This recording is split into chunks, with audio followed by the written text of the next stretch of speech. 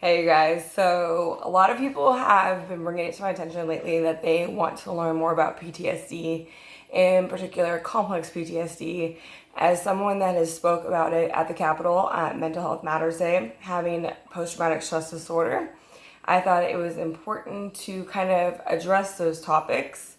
The best way I know how to begin to educate others is talk about my own experiences, but in doing so, I'm going to be um, very candid, but make sure that I'm not traumatizing anyone. So just those coming from a place of education and not trying to put anyone in a bad light or talk about my childhood in a negative way, but more as an educational tool.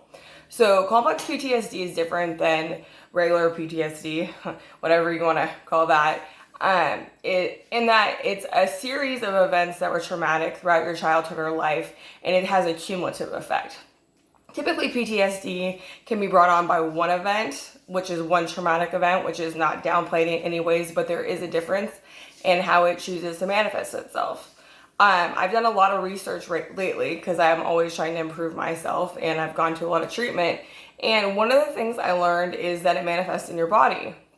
And like I always was this mind over matter person and never wanted to believe that the stress and anxiety and the depression and all of the complications living with PTSD can result in. So I think that most people are not aware of the health issues that come from having complex PTSD. So, what complex PTSD means for me is in my childhood, there was a series of traumatic events that were ongoing. And for a lot of people that have complex PTSD, it is a series of neglect and abuse in your childhood.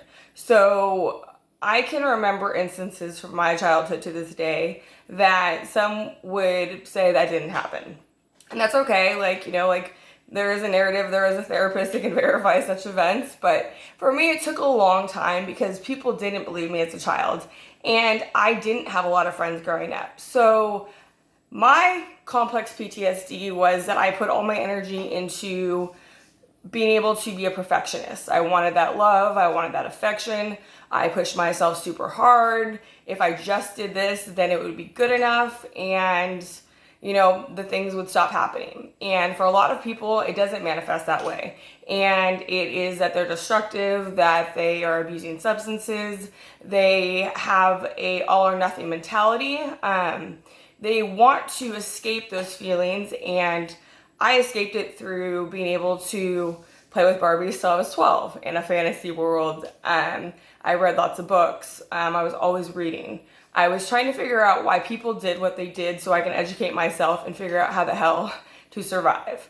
So when you have complex PTSD, you understand people in a different way because you're always coming from a defensive standpoint of how do I not endure abuse.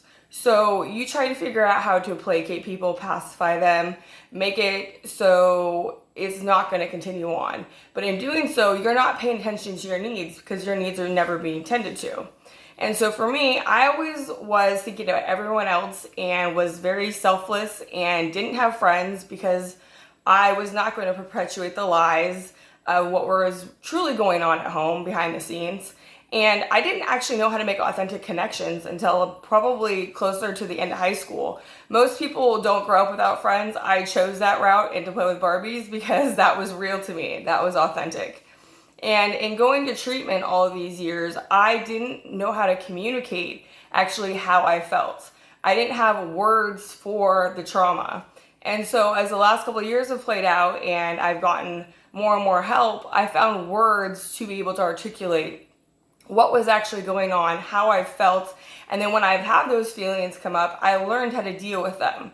So what happens now that you're grown up and your life has been affected by all these dysfunctional events and traumatic things and you never talked about them? Well, for me, I had to go to a series of treatments, and I'm going to really say start with yourself and figure out what is going to be best for you. I tried to do one-on-one therapy from 14 till 31, and that was very helpful in giving me tools and keeping me alive, keeping me functional, keeping me from the depression and anxiety getting to me and like committing suicide. But there came a point where I needed more help, and I was really in denial about that. After my hysterectomy gone wrong, I almost died during, and I had severe complications. I kind of began to have this, I wish I died during surgery mentality. And it was the first time that I didn't want to live anymore. And it was one of those feelings of I was in so much pain emotionally that the physical pain was nothing. Now, when I look back on my childhood, I didn't respond to physical pain. So to try to make me behave or do whatever you wanted, that didn't work for me. So my pain threshold's a lot higher than most people's, but the emotional and the mental part are the parts that I learned to not give a reaction to. So the severity of those has always been harder on me because I wasn't talking about it, because I didn't think anyone would believe me. Now in my adulthood, I didn't have the skills to be able to communicate with others. So my biggest fear was going into group therapy in a setting where I was gonna have to talk about my feelings and have everyone looking at me when I hadn't even articulated how I felt and couldn't to the people that I actually had become friends with. No one knew the amount of trauma that had occurred in my childhood and even in my adulthood because I didn't have the words to be able to communicate it because I was always in survival mode. Now, my fight or flight is a little bit different than everybody else's in a lot of ways because it's never turned off. It got worse and worse and worse, and the extent I would go to ignore those things became more and more volatile, and my behaviors got worse. So I want people to understand that saying you have a problem and can't do it by yourself, one of the hardest things in the world. But I was gonna die trying. I chose to put myself in intensive outpatient therapy, which was 6 hours a day, and it got to the point I couldn't even get out of bed at that point. And I was so debilitated. This person has all these degrees and has functioned their entire life, has absolutely no will to live. And when I got there, I realized that all of these people around me had depression and anxiety and had been the victims of abuse as well. And now they were survivors. I hate the word victim. They had endured abuse and had survived it.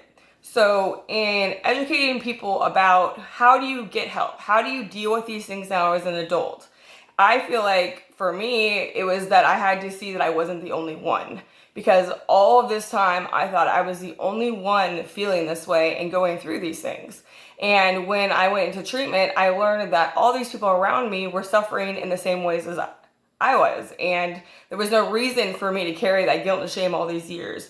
And I didn't have to prove I was telling the truth. People believe me. You can't make this shit up, just so we're clear. I mean, the extent and the details and such, pretty, pretty concrete in that it did go the way it did, despite, what people would like to believe that, perhaps inflicted such things.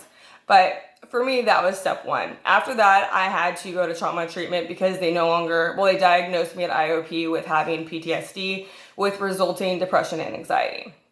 So that was the starting point for me. And I could then figure out a plan to start to heal myself. But step one was saying that I couldn't do it the way I had been doing it. And so what I want people to take away from this is that, as much as you feel like you're the only one out there suffering, as much as you think you're crazy, as much as you're struggling, as much as you feel like it's your fault, I can promise you, if you're having those feelings, it's definitely not your fault. And that there are other people out there that are going through the exact same thing as you, and that they are struggling and would love to not be alone. So here's my effort in my first video, and I completely did it without makeup and everything, so you can see the real unfiltered version, not the TV version.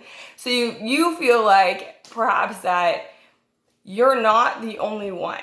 So in my attempt to educate, hopefully I did good today. I hope that you guys continue to watch and that I get better at doing these. Have a great Wednesday.